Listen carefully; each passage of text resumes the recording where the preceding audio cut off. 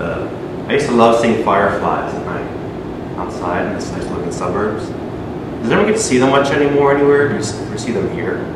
I see fireflies. Yeah. You do? Where you are in Brooklyn? Yeah. Little lawns. That you moved. So I used to love them so much that I would sometimes try to capture some in a jar and keep it overnight, thinking, well, now I've got a piece of that beauty that I can look at tomorrow and enjoy all day, and the next day, and the next day. But when you do that, all you've got is this. Right? It's like a real half-assed, it's like a facsimile of an experience. So my wanting to cling to something so beautiful and fleeting resulted in a crappy experience. So a Robert Frost poem that I really like. It says, nature's first green is gold, her hardest hue to hold. Her early leaf's a flower, but only so an hour. Then leaf subsides to leaf, so Eden sank to grief. So dawn goes down to day, nothing gold can stay. This do-go-y experience, or this feeling of suffering or discomfort, or that things are satisfactory ever, I think is rooted in a complete misunderstanding of impermanence, a complete resistance to it. So resisting that things are just going to change. It's the nature of things that they constantly change. So we either want to freeze an experience, we want to keep something frozen in time forever that's pleasing to us, whether it's our appearance, whether it's how a relationship feels at its peak, or an object. It could be anything. It could be a mind state. Some people try to duplicate the same mind state repeatedly because they just get so stuck on that experience, and that's how I think addictive behavior begins. So a lot of it, there's this link with impermanence and time, right? So living in this world where we have to work with linear time, it's sort of like a stream.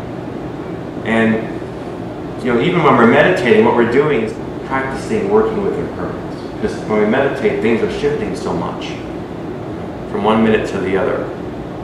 Sensations change, thoughts change, sounds from out there change, our attention shifts. So that right there is what's, I think, so great about practice. Whether you're sitting formally or practicing in your everyday life, is realizing how do I work and ride on impermanence like a wave rather than try to resist it. Most of our suffering or most of our unhappiness comes from this resistance to impermanence. So either wanting things to stay the same, right? Or looking for pleasure in things that are going to change, which is basically everything. So by looking for pleasure or happiness, seeking pleasure or happiness in any way outside of ourselves, it dooms us to failure. So that's an excellent point, because there's something about those states, like being in despair or depression, that has this very freezing effect. That's what's so dangerous about those mind states. When you're happy or feeling fulfilled or excited, it kind of feels lighter, it's very fluid, and it inspires something different. Depression, anxiety, fear, there's something more heavy about it, and solid and frozen. And that's what's scary about that, is that's what leads people to think this is never going to change. And at its worst, you might kill yourself, or you might do heavy drugs, or you might engage in a behavior that's going to make the situation worse. The one that you want to relieve, you're making it worse, or you just eat too much ice cream. That's a minor version, but that's what's important to remember with regard to impermanence. That yes, there's an opportunity in impermanence. So impermanence doesn't mean everything dies. So sorry, folks. Impermanence means that yes, things can get better. And was that campaign they had for LGBT kids? It gets better, right? It's true. Things aren't always awful. It doesn't always feel the way it did in high school. things are always changing. Were you going to say something? Can I share my favourite poem, which actually I now realise is about impermanence as well? It's by William Blake, and it's 4 lines, and it's kind of in Old English, but so I'm paraphrasing it a little because I don't remember exactly. He who to himself would bind a joy does the winged life destroy. But he who kisses the joy as it flies lives in eternity's sunrise. Wow, that's really perfect. So you can just sort of appreciate things as they are, or you can resent them as they are. Or, see, part of what happens too is we appreciate things as they are so much that we are aware of impermanence, so we're afraid it's going to change, and then we get anxious and we can't fully enjoy what we have in it. So that's another little trap too. It's like, I think I've given a story about my mother and our conversations about the weather before, which was hysterical. I should actually record it once and then play it for you. She would kill me, but like, sometimes she can be a bit pessimistic. So this is a typical, like the most beautiful weather you can imagine, like 78 and dry and partly sun, like perfect, picture perfect weather. And I'll call her and I'm like, isn't it great out? And I'm outside. I'm like, isn't it a beautiful day, Mom? She's like, yeah, but now I heard it's gonna rain tomorrow. Well, I suppose it's gonna rain eventually, Fran. But that really illustrates, right? That's what we do. It's all hard to just appreciate things as they are. We want more of it, or we want it to stick around, we want it to change. But the weather is the weather. Weather's going to do what weather does. Just as it just turned to summer a few days ago. And it's going to turn to fall. And it's going to be winter. And this is what happens. And it's okay. It's great. It's funny when you said that, it reminded me of how linked, I guess, it is to non-self. We're changing so much. So if we accept impermanence, then we have to accept non-self, and vice versa, I guess.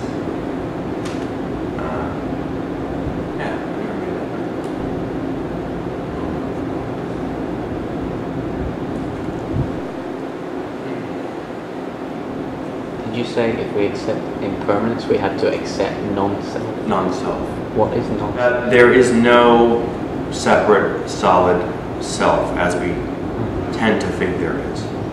That we are always constantly changing moment to moment to moment. So you're a different person than you were 5 minutes ago. You're a different person than you were 20 years ago. You'll be a different person in 30 seconds. Something's always shifting. And there's no one thing we can point to where I say, well, that's Sebastian. This is how I can define him in this certain solid set of parameters. That's him. That's it. What makes you who you are? What makes any of us who we are?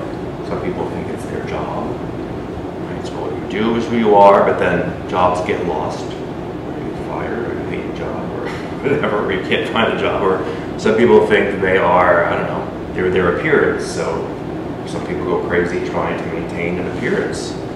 And there's nothing wrong with wanting to look good. It's not bad. Like I do things to try to look decent. I mean, if I didn't care, I wouldn't. I'd wear sunblock, or I don't eat as much as I'd like to. I like eating a lot. So, but at the same time, at what point do we realize, are we just this body, and do we have to keep it a certain way all the time? What's the function of our body?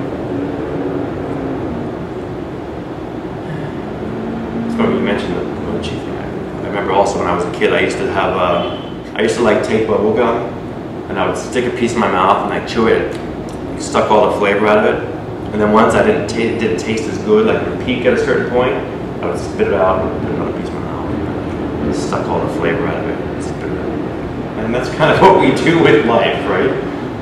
Rather than just, so can you appreciate the gum when you just put it in your mouth, then you're chewing it, then that little sweetness peak, and then it kind of goes away, and then you're just sort of chewing over, and then just noticing every part of that is okay.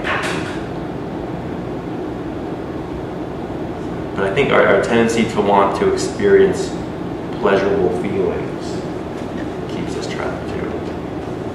It's a very basic human tendency, of course, to want a basic degree of comfort. We want to be fed, and we want somewhere to sleep. That's perfectly normal. But sometimes it gets so extreme that we want to constantly experience nothing but pleasurable thoughts and emotions all the time, as if that's the way it should always be. And it's kind of not. And like you mentioned before, how would you know, also I guess to continue with what you're saying, how would you know what well feels like if you don't feel unwell? How would we know what joy is if we never feel misery? So that's why we can be grateful for those times when we're miserable, having a hard time. And we can even make use of that, so those parts. Maybe we can take some time to discuss, like, how do we, as personal as you want to get or not, how do we resist impermanence? Fear of commitment. Fear of commitment. Yeah. How do you feel that relates to impermanence? Well, the inevitable loss of any relationship that we have. So fearing to get into a relationship. So knowing that either through breakup or divorce or death, everything comes to an end.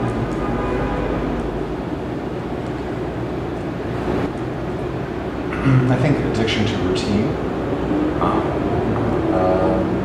whether it's personal routine or I think work, just make it very, very, I mean I have a lot of tasks to do and I have to do them, but I think that sort of fends off changes. And this routine, this is what I do, and it's always going to be like this, and so. What's the downside to that then, if you feel like you're rigid maybe about your days?